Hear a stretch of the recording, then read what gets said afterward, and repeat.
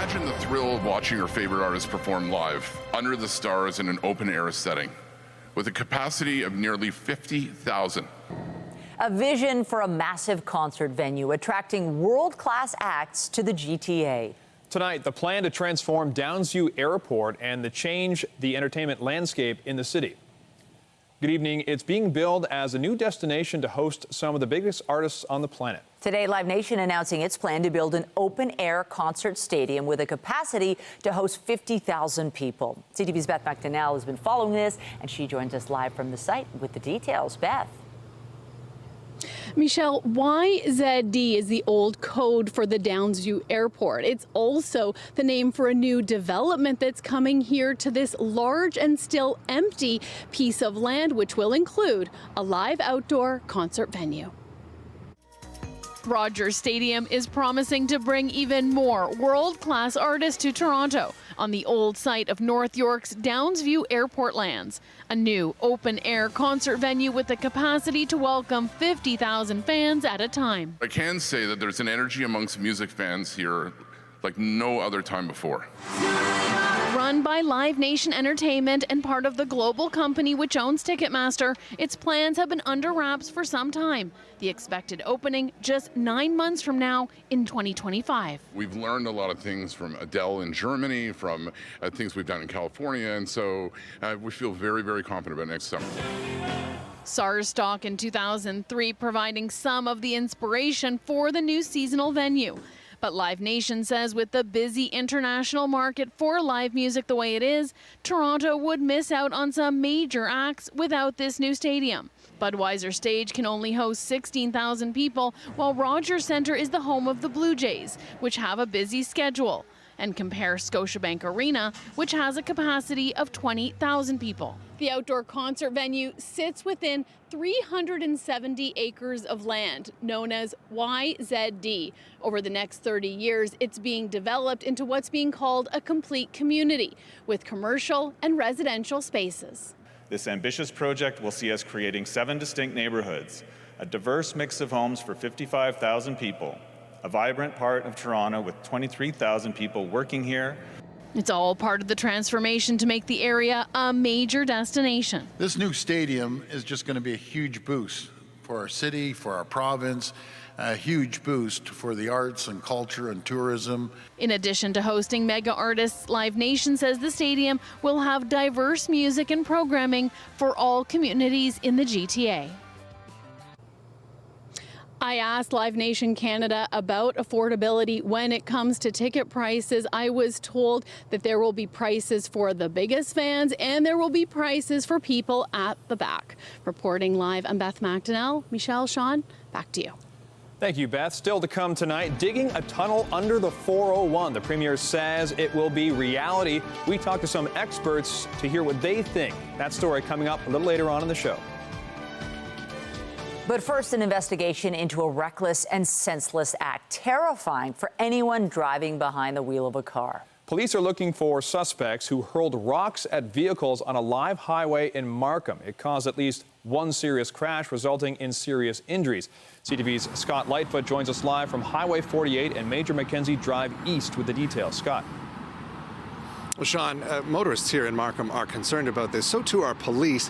They're worried because they don't know who's responsible for these incidents, but they're also worried because they don't know why someone would want to do something like this. In the top left corner of your screen, you can see a car speeding off the roadway and slamming into another vehicle. It happened last Friday night around 11 at Highway 48 and Major Mackenzie Drive. The force of the collision sent 2 people to hospital with life-threatening and critical injuries. Investigators believe the incident began when the vehicle traveling west along Major Mac was struck by a rock thrown at its windshield. We've done a lengthy canvass of the area, and from what we've been able to determine so far, it does not appear that there's any commercial vehicles in the area. It's late at night in a fairly rural area, and we have not seen any indication of any pedestrians active in the area. So I think it's pretty reasonable to believe at this point that the rock was thrown from a vehicle that was traveling in the other direction, and certainly that's what the surveillance footage that we released this morning seems to indicate. That footage shows several vehicles, the drivers of which police would like to speak with. Investigators say they don't believe this was an isolated incident. Just as recently as this morning, we've been able to identify that there may have been other incidents potentially in the weeks leading up to this one. For those who live and drive in the area, it is unsettling, especially given that the area isn't overly well lit at night and that drivers wouldn't have been expecting anything to be thrown at their windshields. It's just unheard of. I've never heard of such things happening in the city of Markham. And, you know, I hope they can bring the people responsible to justice. I would honestly hope that the people that did this would have something better to do. It's unfortunate that they're taking it out on members of the public, unsuspecting public who are just simply driving their vehicles around. Police are hoping the public will be able to help by identifying any of these vehicles in an effort to keep another incident like this from happening. So if you can identify any of those vehicles, if you were in this area last Friday night, you saw something, you might have some dash cam video, or if you've had a similar incident with something being thrown at your windshield, police would like to hear from you. You can call Aurora OPP or Crime Stoppers. Reporting live in Markham, I'm Scott Lightfoot. Sean, back to you. Thank you, Scott. Still ahead, we'll take you to the Brampton Courthouse where a high-profile trial involving a Toronto police officer is in the final stages. What happened on the stand today as Constable Calvin All stands accused of assaulting a teen who later died. But first, let's take you outside for a look at the evening air. Beautiful sunshine throughout the day today, nice temperatures. Quite nice after several days of rain and cloudy conditions this week. Let's bring in CTV's Jessica Smith for a look at what we're working with tonight. Jess. It's beautiful. We kind of flipped the script a little bit. It was so soggy and so gray to start the week. And we really are stepping into the end of the week with brilliant sunshine and a much more stable air mass and a southerly flow to the winds helping to warm things up. Now, temperature-wise, right around southern Ontario, we're still holding on in the mid-20s. The humidex is still kind of a factor, but it's pretty manageable. And as we see winds become northerly later on today and into the day tomorrow, it will help keep a lot of that really heavy heat at bay. But right now through the islands, we're at 21, Pearson 23. Bit of a humidex still out there, and that low tonight still above seasonal, but cooler, so easier for sleeping. Coming up, I'll have a full look at your long-range forecast, and we'll look ahead to the last few days of September. Right now, it's back to Sean and Michelle. Thank you, Jess. The trial of a Toronto police officer is entering its final stages in Brampton. He's accused of assaulting a young man who later died following what's being called a Kijiji deal gone bad. CTV's John Musselman joins us live from outside the courthouse tonight with the very latest. John. Well, Michelle, that officer spent 2 days on the witness stand testifying, and he made it clear that he did not use excessive force when this incident happened. Family and friends of 19-year-old Chad Facey walk out of the Brampton courthouse today as the trial enters its final stages. Today, the Crown concluded its cross-examination of Toronto Police Constable Calvin Au. He denies he used excessive force when he took Facey to the ground. It happened in April 2021 when Facey, seen here leaving his Brampton home for the meetup, sold Au's friend and fellow off-duty Toronto police officer Gurmag Benning a fake Apple Watch for $400. The court heard there was a brief chase and Constable Benning got his money back. But seconds later, Au took Facey to the ground. This 911 call was made by Constable Benning to Peel Region Dispatch. You reached 911. You need police? Yeah, I got somebody robbed me. Okay, are you hurt? Are you hurt? Hello? No. They got away. Benning tells the dispatcher it's a Kijiji deal gone bad, but they don't require police assistance. Au and Benning then leave the neighborhood. They don't tell the 911 operator they're off-duty Toronto police officers. Shortly after Facey comes home, his family says the teen was in medical distress. He was taken to Brampton Civic Hospital where he later died. The cause of Facey's death was determined to be a brain bleed caused by a bruise on his head, but a pathology report was unable to determine exactly how and when it happened. The bruise could have occurred before an alleged altercation with the defendant, during the altercation, or after the altercation, but before death. The nature and position of the bruise does not definitively indicate how the injury occurred.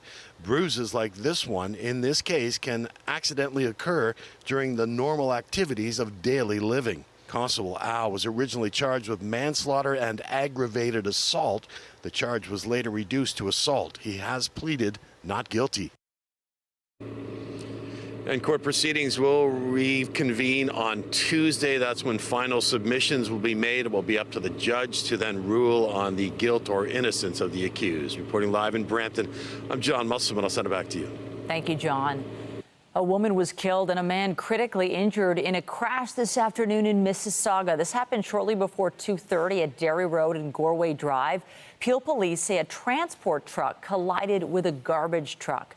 The 2 people injured were taken to a trauma center. One, the woman who was driving the garbage truck, did not survive. Derry Road remains closed both ways between Goreway and just west of the 427. And a collision in Scarborough involving an attempted vehicle theft sent a woman to hospital. Police were called to the area of McCowan and the 401 around 11:30 last night. Officers say there was an attempted vehicle theft and then an assault between several people. A woman who was driving one of the vehicles and also involved in the collision was taken into custody. The day after the Premier announced a blockbuster plan to build an underground traffic tunnel below the 401, Doug Ford is doubling down. But experts say the billions it could cost and the challenges it could face could be roadblocks to the tunnel vision. CTV's Queen's Park Bureau Chief Siobhan Morris explains. For a second morning, not far from the 401, the Premier is driving ahead. We're getting that tunnel built, I'll guarantee you. Determined to dig a new highway under Canada's busiest. We just have to do something. You know, the traffic is absolutely horrendous. Even those who agree the 401 is overloaded and applaud the idea of a tunnel warn. If you're expecting congestion to disappear or travel times to decline, that's not going to happen. Instead, we're talking about moving more people at about the same rate as the GTA's population swells. A 401 tunnel could be the world's longest, and that comes with a colossal price tag. It could be as much as $500 million a kilometer, and if you're building about 60 kilometers, you're climbing into tens of billions of dollars easily, and deep underground, the unknown unknowns are high. You don't know if you're going to hit water table, you're going to hit rock segments or rock structures that you were not anticipating. You can even have buried rivers. All of which could blow away budgets and timelines.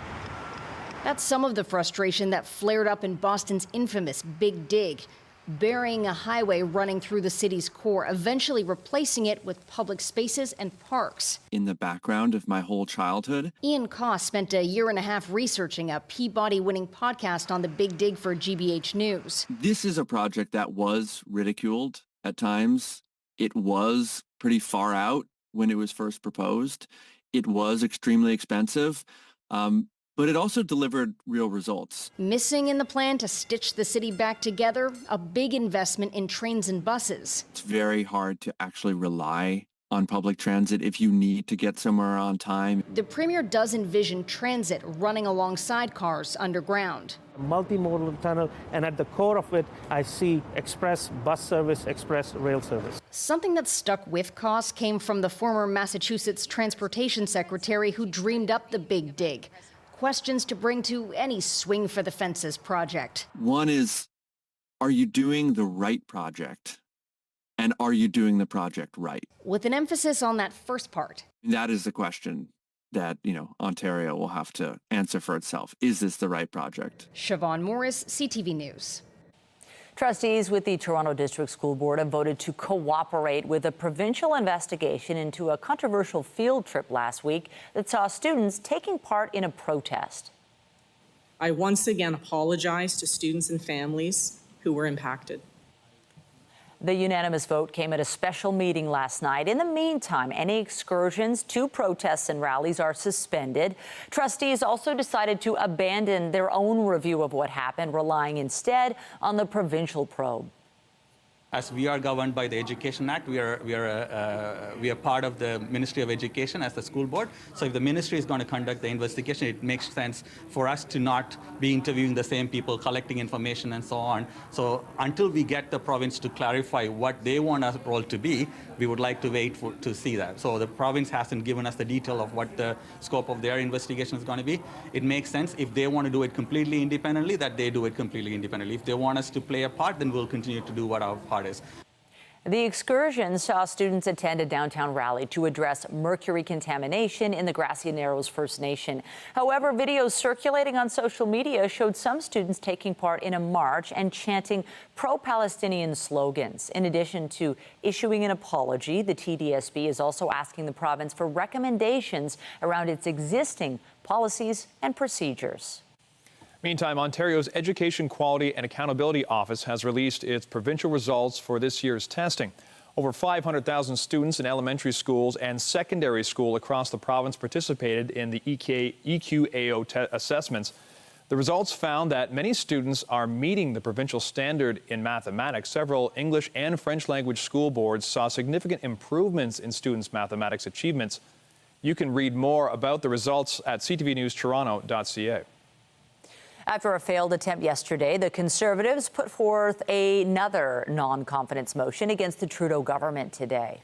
This one is likely to fail too, but the threat of a snap election continues to loom over Parliament Hill. CTV's Rachel Aiello has the details. A day after failing at their first attempt to bring down Justin Trudeau's Liberals, the Conservatives tried again. Feels a little deflated in here. Pierre Poilievre forced the House of Commons to spend Thursday debating a second motion of non-confidence. The House has lost confidence in the government. The Bloc are giving the government a month to heed their demands, and the NDP have yet to signal they're ready to help trigger a snap vote, meaning this challenge in the Commons is likely to have a similar outcome to the first. But with more chances to vote non-confidence coming, MPs are bracing for more drama. I imagine we'll have more time wasting motions like this. All of this high-pressure politicking has emotions running high, leading to a series of heated exchanges already this sitting. The House Speaker is again calling for calm. The chair therefore invites members to be more judicious in their choice of words and behavior. If they are not, the chair will have no choice but to discipline those members who persist in their unparliamentary behavior.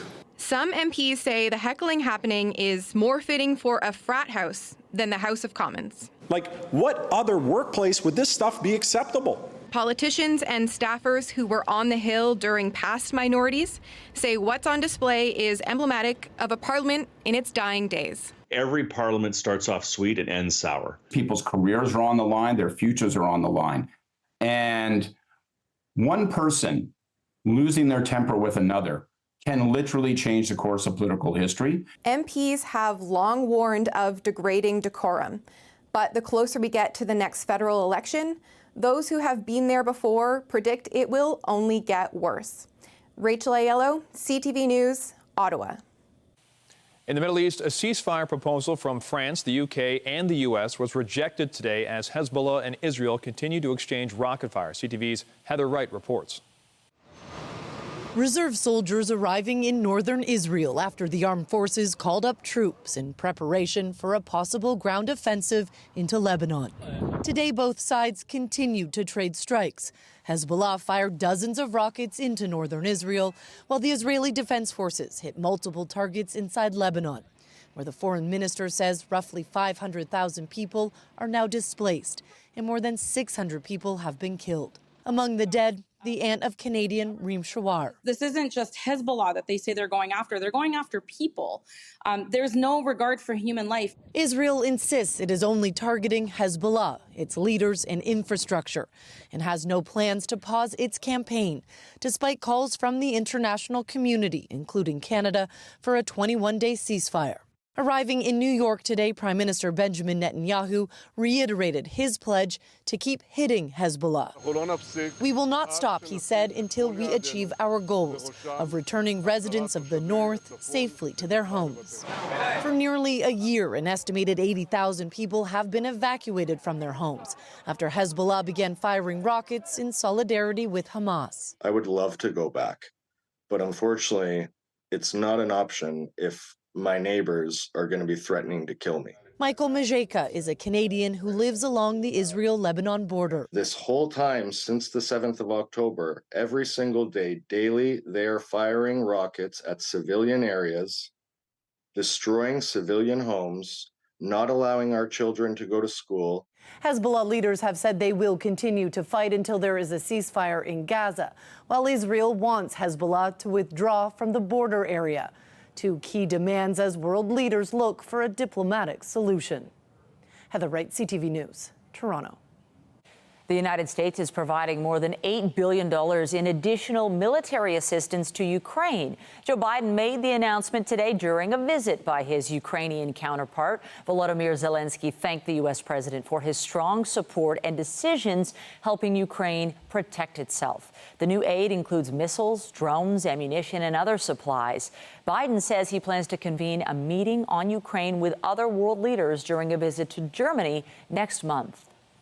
Meanwhile, French President Emmanuel Macron was in Ottawa, where he and Prime Minister Trudeau signed a statement to increase collaboration on issues ranging from Ukraine to foreign interference. The two leaders also discussed the situation in Lebanon and a joint call for ceasefire, and they talked about the crisis in Haiti, defense, and ocean protection.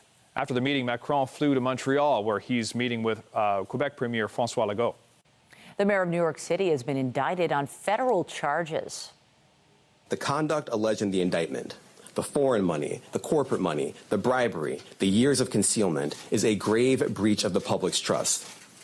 Public office is a privilege. We allege that Mayor Adams abused that privilege and broke the law. Laws that are designed to ensure that officials like him serve the people, not the highest bidder, not a foreign bidder, and certainly not a foreign power.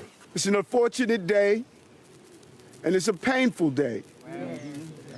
But inside of all of that, it's a day where we will finally reveal why for 10 months I have gone through this. And I look forward to defending myself and defending the people of this city as I've done throughout my entire professional career. Adams is accused of accepting illegal campaign contributions and luxury travel from Turkish nationals seeking to influence him over a 10-year period. In return, prosecutors allege he performed favors. They included pressuring city officials to allow Turkey's new 36-story consulate to open despite safety concerns. Adams says he does not plan to resign. Hurricane Helene is now churning towards Florida as a major Category 3 storm. This is a look at Helene from the International Space Station. The storm is forecast to make landfall on the state's northwestern coast this evening, but its impact is already being felt in some parts. Officials are warning of potential catastrophic storm surge and are urging residents to heed evacuation orders. Helene is expected to cause significant damage hundreds of kilometers inland across much of the southeastern United States. Hurricane and flash flood warnings extend into south-central Georgia. There will also be tornadoes, damaging winds, and mudslides in Florida, Georgia, and the Carolinas, Virginia, and they've also declared emergencies. I'm Andrea Case on the red carpet at the Royal Alexandra Theatre for opening night of Come From Away. Yes, Come From Away is back, and we will talk to some of the cast members after the break.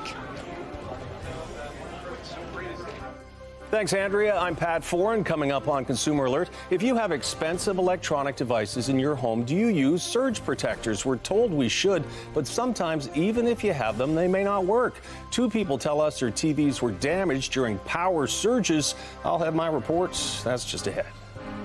And we're nearing the end of September. We are still holding on to temperatures above those seasonal norms right through to the end of the week and the weekend and the beginning of next week. Coming up, I'll have a full look at your long-range forecast. And stay with us. We have another full night of great shows for you right here on CTV.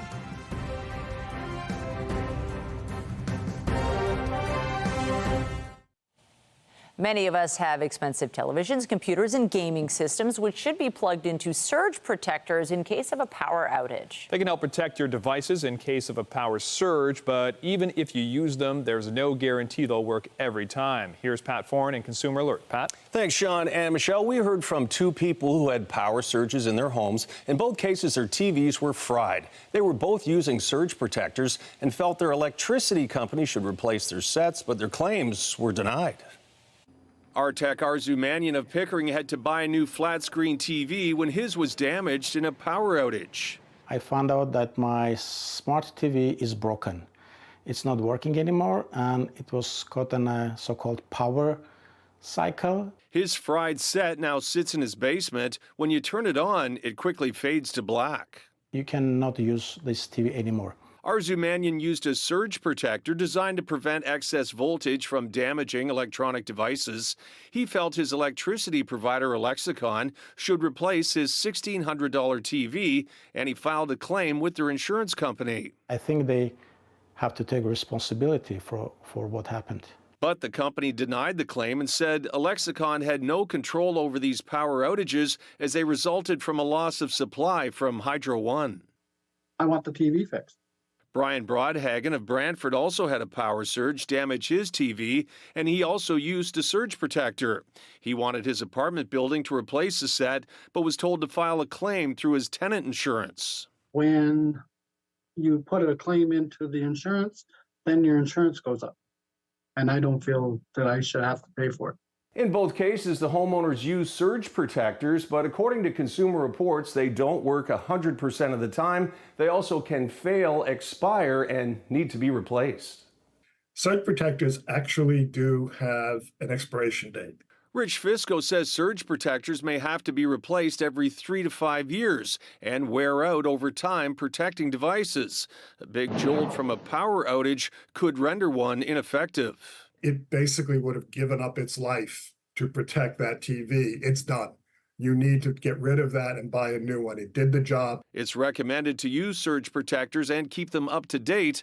Arzumanyan still feels his electricity provider should be accountable for damaging his set. I'm not expecting them to pay for my new TV, but I'm expecting from them to take some kind of responsibility for what happened. And there are many kinds of surge protectors, so it's difficult to know when they've reached the end of their lives. Some have lights to warn you. Some also come with warranties in case they fail. So if your devices are damaged, they'll help cover the costs. On your side, I'm Pat Foran. If you have a consumer story idea, email us at alert@ctv.ca. Well, this was a day to spend some time outside. And if you did get outside today, you no doubt looked up, breathed in the air. The sunshine was just so glorious. It was perfect. And you needed it after those days. I know, Jessica, you did get outside today. Sure did. Got my steps in. It is one of my favorite things on a really sunny day, just for those few seconds of fresh air, whether you can go out for a long walk or not. It kind of does that reinvigoration thing, right? And we're holding on to sunshine as we head in towards the end of the week as well. So if you didn't get out today, there's still some chances tomorrow because we have more sunshine as we head in towards that kind of end point of the work and school week. But it was a beautiful day to get out and get active today because we had that sunshine, we had the heat, but not so much humidity. If you were out on the water, it was great. These shots coming in from Durham region earlier on today. The pets, the people, everybody really enjoying the fact that we got that sunshine back, a little drier conditions. And a more southerly flow to the wind kind of helped things feel a little warmer throughout the day. The waters are starting to get a little bit cool. As we make our way through the end of our Thursday, it stays really nice out there if you have any evening plans or you want to get outside for a walk after watching the show. We're looking at 23 right now, feeling like 24, so not so much of a humidex, but it's there. It's even warmer up towards portions of northern Ontario, so we have a bit of a ridge keeping us fairly warm right across the province. As we head into this evening, we'll sit at 14. We should be at 9, so no, it is not well above where we should be, but it's cooler than the night before, so maybe a little easier for sleeping. We are closer to that seasonal norm the further east you go, say through Peterborough or Bancroft. Now, into the day tomorrow, it's a fantastic Friday, lots of sunshine out there. We've a little bit of a humidex. 22 will feel like 25. The seasonal norm is 18. So we are kind of right in that sweet spot once again. A very similar forecast and a northerly flow to the wind that will help keep things comfortable. The low that we had to start the week pushes its way out. We'll see kind of the leading edge of Helene. There's a bit of a rain system that kind of peters off from that main low. So that's what's going to bring the chance of maybe some scattered showers as we head in towards our Saturday morning, but we're not getting anything near what they're getting south of the border. As we head through the rest of our evening, nice and clear out there, and a beautiful start to the day tomorrow as well. You'll need the sunglasses in the morning, not so much in the afternoon. We have cloud cover pushing in. And then as we head throughout the evening, the cloud cover just increases. The good news is we stay dry into our Friday night. And then we see those passing showers very scattered in nature as we start off our Saturday. Not a wash of a day by any means, but the downtown core, the GTA, could see a few showers as we head through the first half of our Saturday. Heading in towards the day tomorrow, though, rounding out the work and school week, the last Friday of September. Beautiful sunshine, a great way to round things out. As we step into the weekend, a little cloud cover and again a chance of those early showers on Saturday, kind of that leading edge of Helene. We won't get anything near what they're getting, of course, as I mentioned, south of the border, but just a few showers will come through. And then as we head into Sunday, mostly cloudy with some peaks of sunshine. Now Monday, fantastic. As we get out and about, we kind of settle into the last Monday of the month and recognize Truth and Reconciliation Day. We're going to see a beautiful day for that. As we head in towards Tuesday, we welcome in the month of October. A little cloud cover, a little cooler. Really the first seasonal day that we're going to have almost for the entire month of September, and then now stepping in towards October is Wednesday of next week. Short-lived though, and we get back to where we, I guess, not should be, but the more comfortable temperatures where it's not quite cool, but it's not quite warmer in that sweet spot. So we say so long to September with a fantastic forecast and hello to October pretty similarly. Michelle, I'll send things back to you. There's a lot to like. Thank you, Jess. Thanks. Also tonight, revered Canadian rapper Kanon charged with sexual assault. The man behind the hit Wavin' Flag suddenly at the center of troubling allegations dating back more than a decade. We'll have those details just ahead.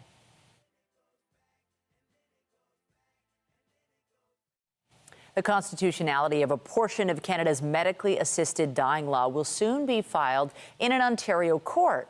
The charter challenge is being brought forward by a coalition representing people who are disabled but whose conditions are not terminal. CTV national correspondent Judy Trin reports. This coalition is fighting for the rights of people with disabilities. The group says a portion of Canada's law on medically assisted deaths is discriminatory. Let me be blunt. By allowing assisted suicide solely on the basis of disability, our government is telling Canadians with disabilities, and for that matter, all Canadians, that their lives are less valuable, that their suffering is best relieved by death rather than support. This is not just wrong, it's discriminatory, and it violates our most fundamental rights. The data doesn't reveal who has disabilities. Since 2017, MAID deaths have increased 4.5 times. That year, 2,838 deaths were medically assisted, compared to more than 13,000 in 2022. The coalition will file a charter challenge in Ontario. It argues MAID is being offered too easily to people who are socially deprived, living in poverty, and lacking health supports. I've just recently been asked, why would you choose to live rather than when you had MAID? I went in for a bruised hip, not because I was suffering, because I've got a disability. Can you imagine how flippant that is? But supporters of the law say there is no evidence that shows health practitioners are not acting responsibly. Overwhelmingly, it's actually people who are affluent, educated, well off that are having an assisted death. There's nothing that would demonstrate that those who are more vulnerable are being approved for MAID. According to Statistics Canada, the amount of people choosing to die with medical assistance accounts for about 4% of the total deaths in Canada each year. Judy Trin, CTV News, Ottawa. Canadian rapper Kanon has been charged with sexual assault. He was arrested Monday in Quebec City for an incident that is alleged to have happened in July of 2010.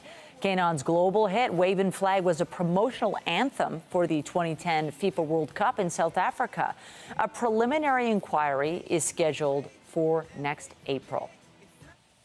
Well, backed by popular demand, the Canadian first and then Broadway hit musical Come From Away is returning to the Toronto stage. Tonight, a red carpet is welcoming the actors and a star-studded audience to take in opening night. And that's where we find CTV's Andrea Case amidst all the action. Tell us more, Andrea.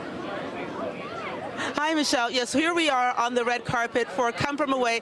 It's third time playing in Toronto. The second time, a little thing called COVID happened, and it had to shut down. But it is back. And joining me now is Louise Petre, star of screen and stage. Let me tell you a little story about Louise. When she was in Les Miserables, I did a fundraiser. You were doing a fundraiser for Metropolitan Church. Yes. And she was doing promotion, and she sang I Dreamed a Dream to me in the church, and I cried like a baby. This woman has a voice like an angel. Louise, you're going to see a show tonight. What are you most looking forward to? Do you know what? I know this is one of those rare times when I'm seeing a show I've actually seen 3 times before. this opening, the New York opening, the next one. It's crazy. I love this show. I know how it makes me feel, and right now I need to feel that again. That's what I'm looking forward to. For the folks that haven't seen the show, why should they see it? Oh, come on. It is the most heartfelt story. It's funny as hell. The music is great. But it is, okay, the 9/11, I mean, we all lived it. I lived it in New York. This is the most human, heartwarming side of that story that just, you cannot help but feel moved and freaking happy about humanity. How can you tell this woman is an actor? Listen, she's also in Mamma Mia on Broadway. So listen, thank you for your time. Go in there and enjoy. So great to see you. So much more. So now we have celebrities on the red carpet, but just before this, we had the actors who walked the red carpet, and they talked about, many of them have been in this show since 2017, and here's what they had to say before they went in to get ready for the show. So I've done the show 954 times tonight since 2017. So it's been like this crazy 7-year journey. And I got to tell you, this show has just walked me through my life in the most beautiful way. A show about kindness and compassion, and we need that a lot right now. We certainly do. So I think that's why the city was thrilled to have it come back. All the other shows that are playing here, great fun. Lion King, I can't wait to see it. Great entertainment. The message of this show, I think, is really important, and that's why I'm glad we're being able to tell it again. What is it like to play a woman who has such an incredible past? She was the first female commercial pilot for that airline, and so what's it like to play this role? I feel very proud to be playing her.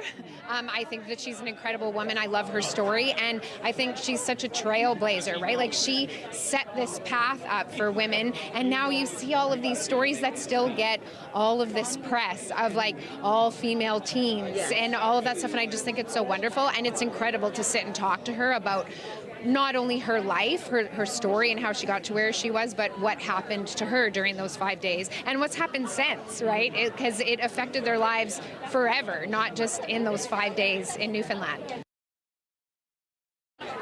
Okay, so tonight is opening night, very exciting, but this show is going to be running for a while. As you heard yesterday on the news, it's been extended already. Fingers crossed we don't have a catastrophe like COVID to shut it down again, but I'm thinking this is going to be running for a while. Reporting from the red carpet, I'm Andrea Case, Michelle, and Sean Leathong. I'll send it back to you. I'm thinking it's smooth sailing. Thank you, Andrea. Coldplay is used to performing before massive crowds, but lead singer Chris Martin recently debuted a new song in a surprising venue. Whether it rains or pours, I'm all yours. How about that? That's Martin dressed in a wig and a suit at a karaoke bar in Vegas. Coldplay shared the moment from the weekend on Instagram, captioned, "All My Love live at Dino's Lounge." The song is a new track from the band's upcoming album, Moon Music. The album is set to be released October 4th. Imagine catching that. Well, coming up, it'll start to look a little better under the Gardner. The Bentway is expanding further east. We'll have more coming up after the break.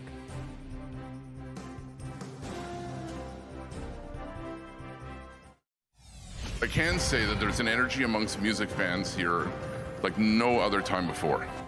Updating our top stories, a new open-air music venue is coming to Toronto. Live Nation says Rogers Stadium is meant to accommodate mega artists and will host its first events next June. It will be located at Downsview Park and have a capacity of 50,000 people.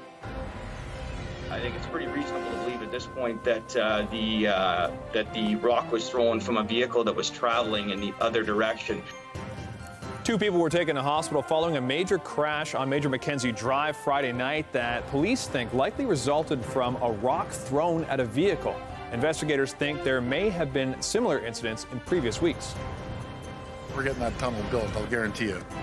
The Premier standing firm on his plan to build a tunnel under Highway 401 to ease congestion, despite critics who say it will be very expensive and difficult to do. But one person very familiar with Boston's Big Dig says that project was also ridiculed but yielded real results. Remember to keep up to date day and night at ctvnewstoronto.ca and by downloading the CTV News app. And if you have a news tip, photos, or video of breaking news, please let us know. Canadian and U.S. stocks hit new record highs today, but oil slipped. Andrew Bell of BNN Bloomberg brings us the latest in business. Hello there. The Toronto Composite Stock Index topped 24,000 today, trading at new record highs as copper stocks continue to surge on hopes for more demand from China. The U.S. S&P 500 index also hit a new high as chip stocks rose. Micron Technology, the largest U.S. maker of memory chips, soared after the company said demand for artificial intelligence gear is stoking sales.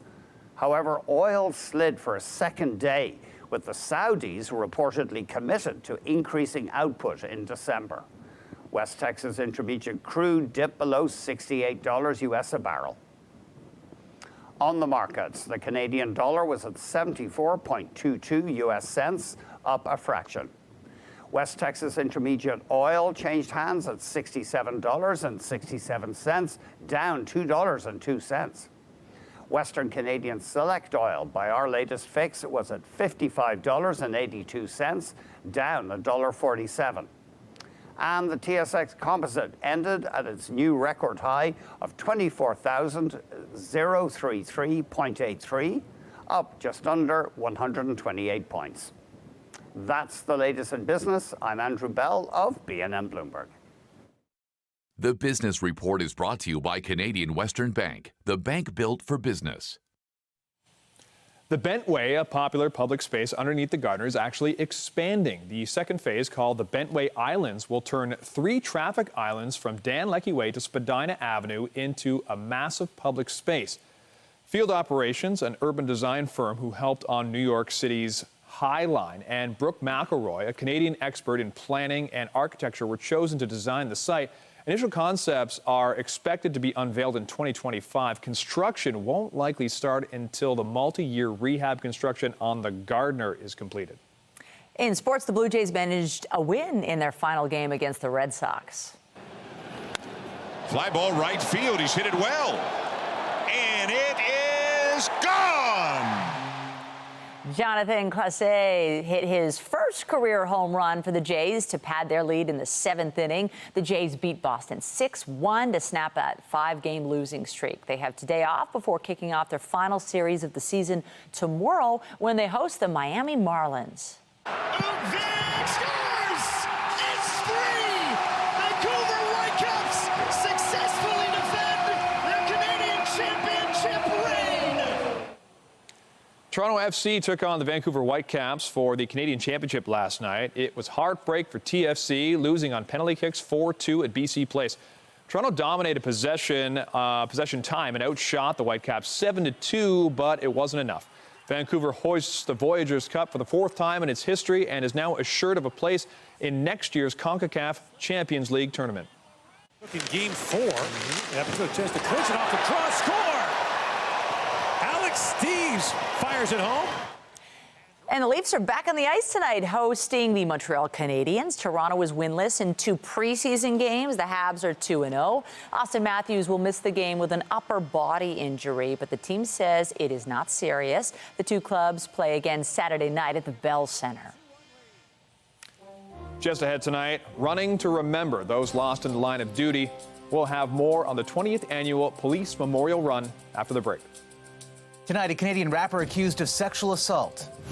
When I get older, I will be stronger. They'll call me freedom, just like a waving flag. The singer behind a global soccer anthem arrested and charged in Quebec. Later on CTV National News.